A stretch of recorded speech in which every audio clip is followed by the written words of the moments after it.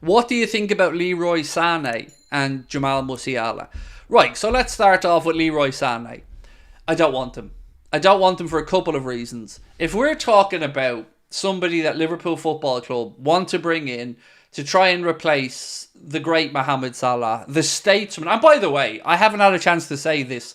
Can I just say, we're blessed to have lads at our football club like Mohamed who speak out. And he spoke out for humanity. He didn't speak out about a side of a war. He didn't speak out from a political perspective. He spoke out looking for aid to get to fellow humans. And that's a beautiful thing.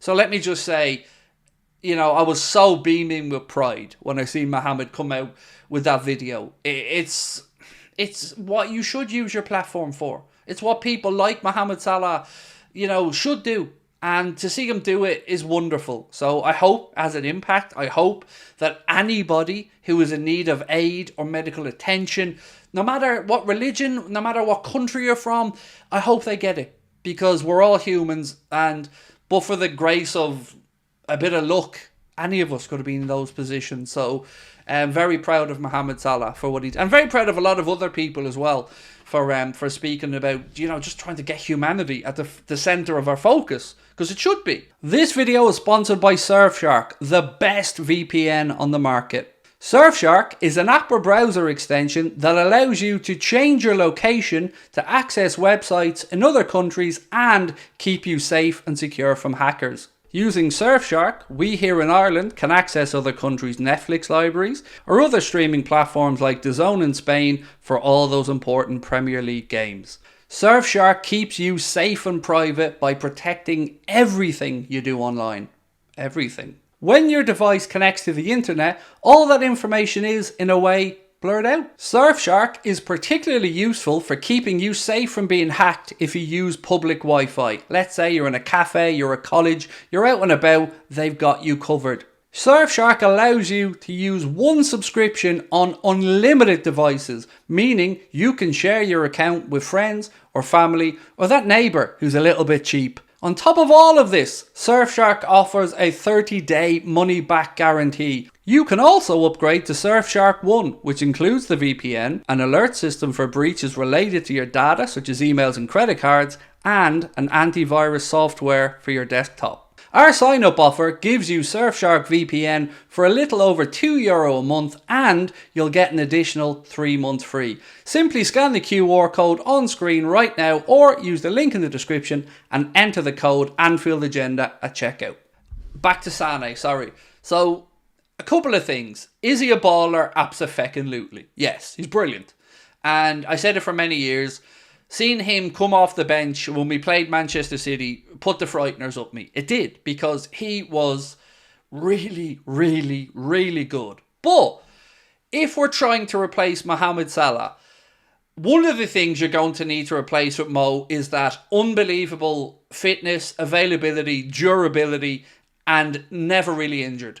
And that is not Leroy Sané. So football-wise, ability-wise, Leroy Sané, I'd have no issues with it. Leroy Sané is brilliant, but he does have some injuries. He is going to be 28 years of age. I just don't see it. I don't think it's the right fit. I don't think it's the right fit for a couple of reasons, but mainly, I would say, to do with the age and to do with the injury concerns, because Mohamed Salah is a machine. He's never not fit, never not available. So I don't think Sané's the answer there for me. Jamal Musiala, look, it's a weird one, because part of my brain goes, we ain't paying the money to get Musiala, but then another part of my brain goes, but John was apparently willing to pay the money for Caicedo. But the biggest thing I would state is, Musiala is going to be the crown jewel in Bayern Munich's midfield moving forward. Bayern Munich want to keep the best German internationals playing for Bayern Munich.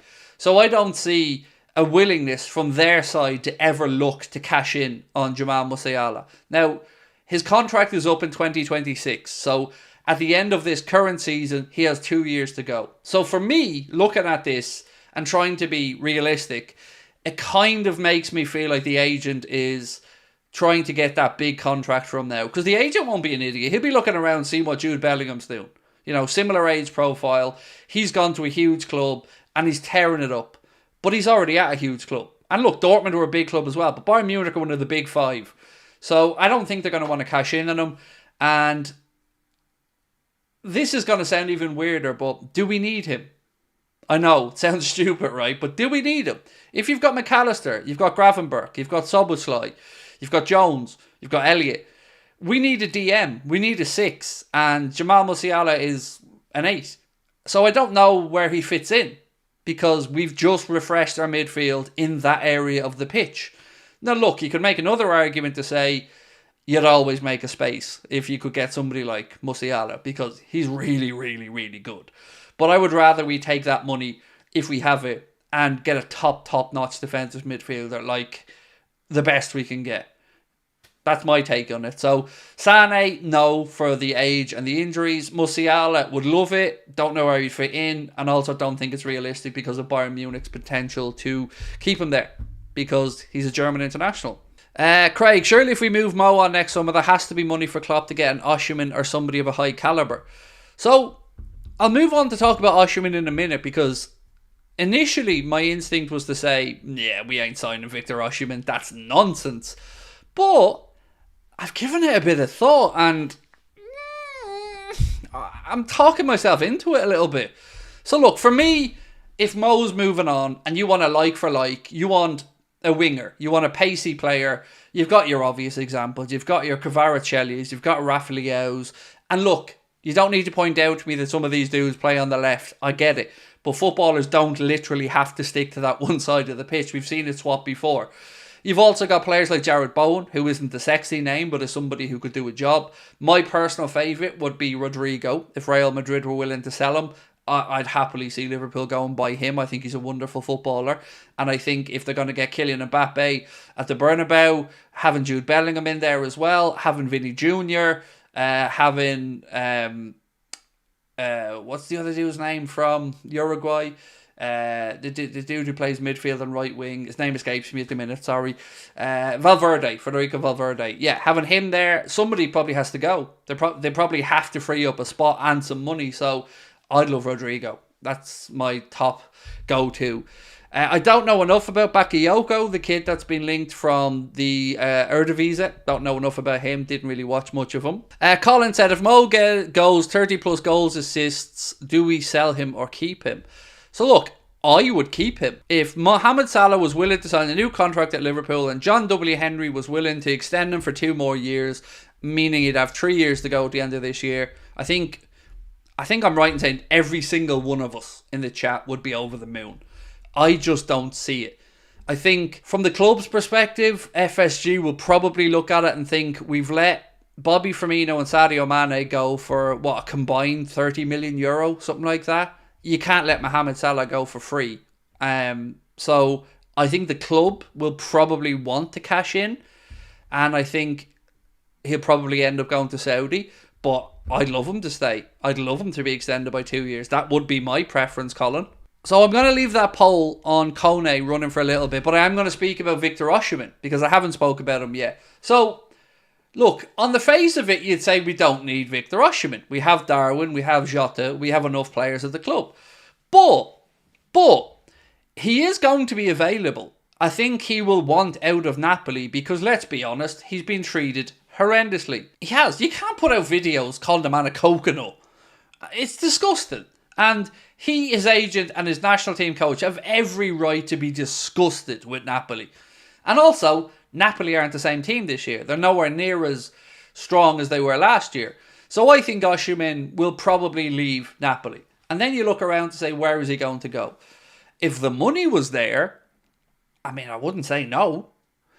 It may take us changing formation if we brought in Osimhen. We may have to go to 2 strikers, but let me just paint you a picture.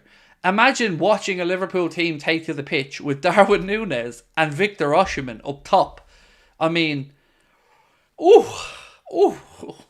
Best of luck if you're a pair of centre-backs dealing with those 2 gentlemen. Both of them absolutely run the legs off defenders, work so hard for their teams, are physical, good aerially. I take it. I would take it every day of the week. I'd even go as far as to say, I'd use the Salah money if we sold Salah to buy Osimhen. I would, because I think we can find a solution on the other side. Ben Doak could be the solution. Elliott could play on the right. Szoboszlai could play on the right. Trent could push up to the right wing. Imagine for 1 second a team with Liverpool in it, with Alisson, with Szoboszlai, with McAllister, with Osimhen, with Darwin, with Diaz, with would you stop? Ooh. Ooh. I might need a minute. I might need a minute. I mean, it's not going to happen, but it's more likely the Musiala, though. Because Musiala, the big problem there is Bayern won't want to sell. But Osimhen will, I think, find his way and force his way out of Napoli. So somebody's going to buy him. And if we do lose Mohamed Salah, which, let's be honest, we don't want to lose. But if we lost Mohamed Salah and let's say we got 100 million for him, you can't tell me that 120 million, 130 million euro to Napoli wouldn't make your mouth water at the prospect of him lining up in a Liverpool shirt with Darwin Núñez. It certainly would me. It may take a change of system from Klopp, or maybe he rotates them a little bit. But, you look at other teams, Isak as an example, at Newcastle, he can play on the left, but sometimes Wilson plays, sometimes Isak plays. So, nothing wrong with having Osimhen and Darwin Núñez. I mean, it almost just sounds too ridiculous to be true. Like, it's the type of thing you would say another club could do. But it could be real. It could be possible if you got the Mohamed Salah money. That sounds like pure filth, said Ian Greenstreet. I know. And look, it's not possible. It's possible. Unlikely, but possible. The money will be there. If we did move Mo. Now, I've got to say, my preference is to keep Mo. My preference is always to keep Mo. But I don't think John W. Henry would see it that way. So, if we had to sell Mohamed Salah and we got 100 million quid for him, why not throw that money at Victor Osimhen? Why not? Ben Doak could come through, might take another year in development, but he could be the solution to the right side. Cade Gordon could be the solution to the right side. Trent Cone-Doherty down the line could be the solution to the right side. And then you've got Victor Osimhen, Cody Gakpo, Darwin Núñez, Lucho Diaz. Oh, lads, come on. That sounds... it does sound like filth.